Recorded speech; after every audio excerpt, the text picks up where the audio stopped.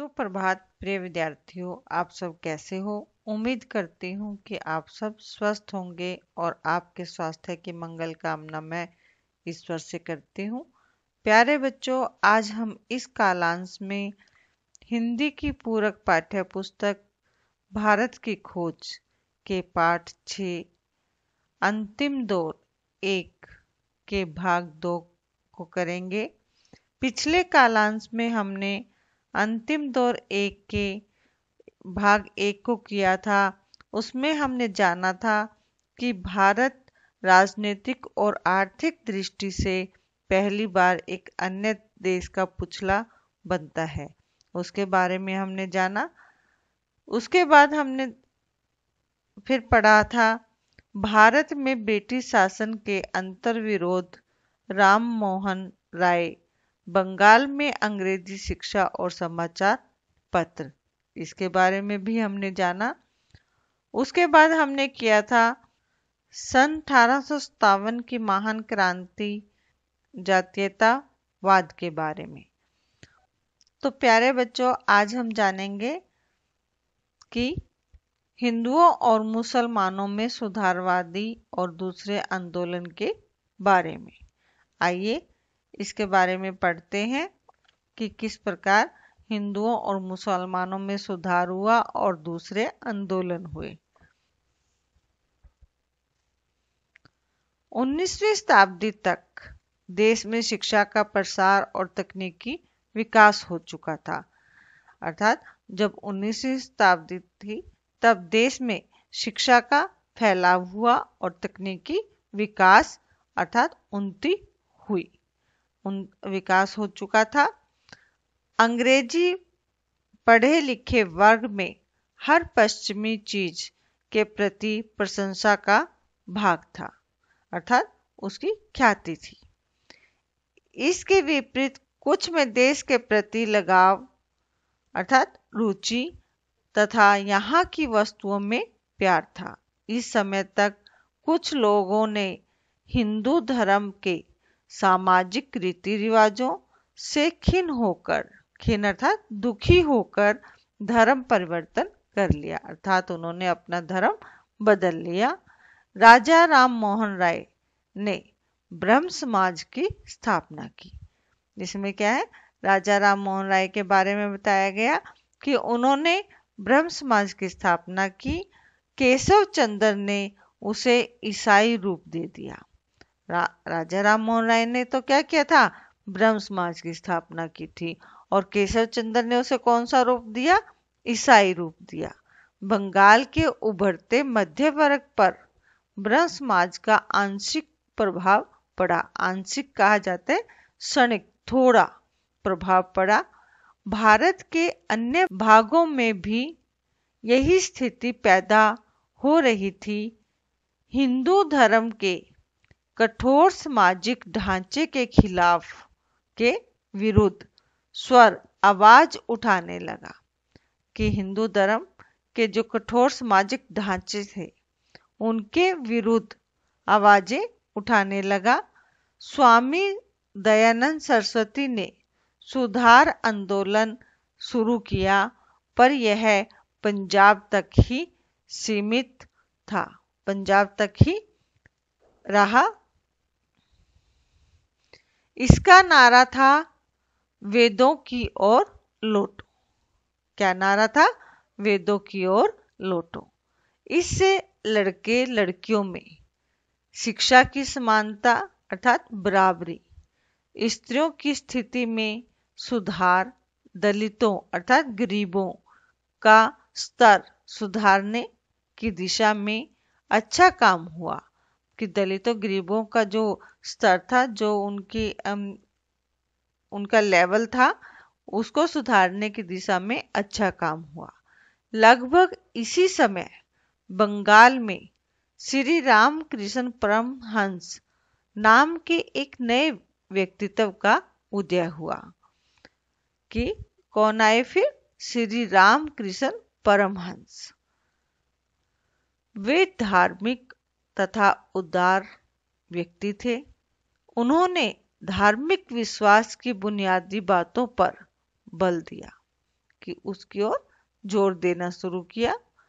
वे हर तरह की सांप्रदायिकता के विरोधी थे। उनकी जीवनी उनके शिष्य विवेकानंद ने लिखी। रामकृष्ण परमहंस की जीवनी किसने लिखी? उनके शिष्य विवेकानंद ने। विवेकानंद ने अपने गुरु भाइयों की मदद से रामकृष्ण मिशन की स्थापना की। किसने स्थापना की? विवेकानंद ने। किनके साथ मिलकर? गुरु भाइयों कहा जाता है जो उनके साथ पढ़ते थे।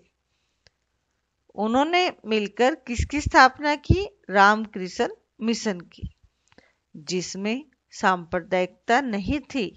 उन्हें भारत की विरासत पर गर्व था। वे प्राचीन भारत और वर्तमान के बीच सेतु का कार्य कर रहे थे। सेतु कहा जाता है जैसे कि नदी के ऊपर इधर से उधर जाने के लिए पुल बनाया जाता है, उसे सेतु कहा जाता है। उसका कार्य कर रहे थे। वे अंग्रेजी और बंगाल के वक्ता तथा गद्य और पद्य के लेखक भी थे। वक्ता कहा जाता है बोलने वाले को, और वे गद्य और पद्य के लेखक भी थे। वह रोबीले, शालीन और गरिमावान व्यक्ति थे। रोबीले कहा जाता है रोबदार, और शालीन नम्र और गरिमावान व्यक्ति थे। उन्होंने उदास और पतित हिंदू समाज के लिए संजीवनी का काम किया। जो पतित मीन्स जो गिरते जा रहे थे हिंदू समाज में, उनके लिए उन्होंने संजीवनी अर्थात एक दवाई का काम किया, जिसे हम कहते हैं पुनर्जीवित करने वाली एक कल्पित औषधि। संजीवनी किसे कहा जाता है? पुनर्जीवित करने वाली एक कल्पित औषधि। उन्होंने शिकागो में हुए अंतरराष्ट्रीय धर्म सम्मेलन में भाग लिया। उन्होंने मिस्र, चीन और जापान की भी यात्रा की। उन्होंने अद्वैत दर्शन के एकेश्वरवाद का उपदेश दिया। वे कर्म कांड को निरर्थक तात्विक विवेचनों, तर्कों, विशेषतः जातीय छुआछूत की निंदा की। उन्होंने कर्म कांड को क्या समझा? निरर्थक, बेकार। तात्विक विवेचन जो कि तर्क वितर्क के विषय में रहे। जातीय छुआछूत जो जात पात में छुआछूत उस के बारे में जाना जाता था, उन सब की निंदा की। उन्होंने अपने लेखों, भाषणों में अभय अर्थात निडर रहने को कहा। अभय का अर्थ क्या होता है? निडर। उन्होंने दुर्बलता से बचने तथा सत्य को अपनाने की सलाह दी। उनकी मृत्यु 1902 ईस्वी में 39 वर्ष की आयु में हुई। कब हुई? 1902 में। और किस आयु में हुई? 19 वर्ष की आयु में हुई। रविंद्रनाथ टैगोर विवेकानंद के समकालीन थे। समकालीन कहा जाता है उसी समय के। वे राजनीतिज्ञ न होकर भी देश के लिए समर्पित व्यक्ति होने के अलावा सुप्रसिद्ध कवि एवं लेखक थे। उन्होंने बंगाल के स्वदेशी आंदोलन में भाग लिया और अमृतसर हत्याकांड के विरोध में अपनी सर की उपाधि वापस कर दी। जब बंगाल के स्वदेशी आंदोलन में हिस्सा लेकर उन्होंने अमृतसर में जो हत्याकांड हुआ था उसके विरुद्ध होकर जो उनके नाम के साथ सर की उपाधि लगती थी उसे वापस कर दिया। शांति के क्षेत्र में उन्होंने शांति निकेतन की स्थापना की, जो भारतीय संस्कृति का प्रधान केंद्र था। वे भारत के सर्वोत्तम अंतरराष्ट्रीयवादी थे। वे भारत के सर्वोत्तम अर्थात सबसे अच्छे, उत्तम अंतरराष्ट्रीयवादी थे।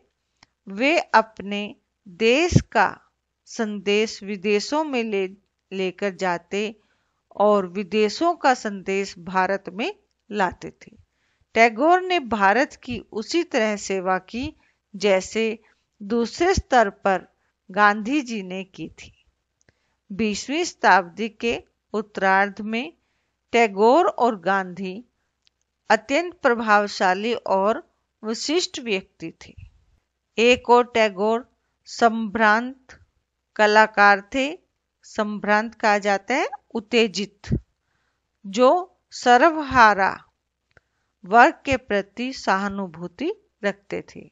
सर्वहारा कहा जाता है जो सब कुछ हार चुका हो, उस वर्ग के प्रति वे सहानुभूति रखते थे, सहयोग की भावना रखते थे। तो दूसरी ओर गांधी जी आम जनता के आदमी तथा भारतीय किसान का दूसरा रूप थे। वे भारत परंपरा का प्रतिनिधित्व करते थे। टैगोर मूलतः विचारक थे और गांधी जी अनवरत कर्मठता के प्रतीक थे। अनवरत कहा जाता है लगातार, कर्मठता कहते हैं काम की लगन के प्रतीक थे। राष्ट्रीय विरासत में हिंदू मध्यम वर्ग की आस्था बढ़ाने में एनी बेसेंट का जबरदस्त प्रभाव पड़ा। अब बात करते हैं एनी बेसेंट की। उन्होंने राष्ट्रीय विरासत के हिंदू मध्यम वर्ग में आस्था बढ़ाने में पूरा सहयोग दिया। इस समय उदीयमान वर्ग का झुकाव राजनीतिक था। उदीयमान कहा जाता है उभरता हुआ। वह किसी धर्म की तलाश में न था। उसे ऐसा सांस्कृतिक आधार चाहिए था जो उसमें आत्मविश्वास पैदा करे तथा नैराश्य और अपमान बोध से बचाए रखे। नैराश्य कहा जाता है निराशा और अपमान के ज्ञान से दूर रखे। ऐसे समय में श्रीमती एनी बेसेंट ने होम रूल आंदोलन चलाया। होम रूल आंदोलन किसने चलाया? श्रीमती एनी बेसेंट ने। और भारत के लिए आंतरिक स्वतंत्रता की मांग की। गदर के बाद मुस्लिम यह तय नहीं कर पा रहे थे, यह निश्चय नहीं कर पा रहे थे कि वे किधर जाएं। अंग्रेजों ने उनके साथ ज्यादा दमनपूर्ण रवैया अपनाया। सन 1870 के बाद संतुलन बनाने के लिए अंग्रेजी सरकार अनुकूल हो गई। कब अनुकूल हुई? 1870 के बाद। इसमें सर सैयद अहमद ने महत्वपूर्ण भूमिका निभाई। सर सैयद अहमद ने। उन्हें यह विश्वास था कि ब्रिटिश सत्ता के सहयोग से वे मुसलमानों की स्थिति को बेहतर बना सकते हैं, बहुत अच्छा बना सकते हैं। उत्साही नेता सर सैयद चाहते थे कि मुसलमान अंग्रेजी अपना लें। उन्होंने मुसलमानों में ब्रिटिश विरोधी भावना कम करने की कोशिश की। मुसलमानों में ब्रिटिश विरोधी भावना को कम करने की कोशिश किसने की? सर सैयद अहमद खान। ठीक है। वे अंग्रेजों को यह दिखाने का प्रयास करते रहे, यह दिखाने की कोशिश करते रहे कि मुसलमानों ने गदर में हिस्सा नहीं लिया था, मुसलमानों ने गदर में भाग नहीं लिया था। वे ब्रिटिश सत्ता के विरोधी नहीं थे, वे ब्रिटिश सत्ता के दुश्मन शत्रु नहीं थे। उन्होंने अलीगढ़ में मुस्लिम विश्वविद्यालय की स्थापना की, जिसका उद्देश्य था अर्थात जिसका लक्ष्य था भारत के मुसलमानों को ब्रिटिश ताज के योग्य और उपयोगी प्रजा बनाना। इनका प्रभाव उच्च वर्ग में अधिक तथा ग्रामीण क्षेत्रों में कम था। सन 1912 के बाद मुस्लिमों की जागरूकता में विशेष प्रगति हुई। जागरूकता मीन्स अपने काम के प्रति जागरूक होना, समझना, आगे बढ़ना, उसमें विशेष विकास हुआ, प्रगति हुई, विकास हुआ। इसका श्रेय अब्दुल कलाम आजाद को जाता है। ठीक है, मुस्लिमों की जागरूकता का विशेष श्रेय किसको जाता है? अब्दुल कलाम आजाद को। उन्होंने अल हिलाल नामक साप्ताहिक निकालना शुरू किया। अब्दुल कलाम अत्यंत प्रतिभाशाली व्यक्ति थे। उन्होंने अरबी एवं फारसी का ज्ञान कम उम्र में प्राप्त कर लिया। उनका दृष्टिकोण, नजरिया अधिक उदार तथा तर्कसंगत था। वे पुराने नेताओं के सामंती, संकीर्ण, धार्मिकता और अलगाववादी दृष्टिकोण से दूर थे। और अलगाववादी कहा जाता है अलग रहने की प्राथमिकता देने वाला दृष्टिकोण, नजरिए से वे बहुत दूर थे। इस दृष्टिकोण के कारण वे अनिवार्यतः सच्चे भारतीय माने जाते हैं।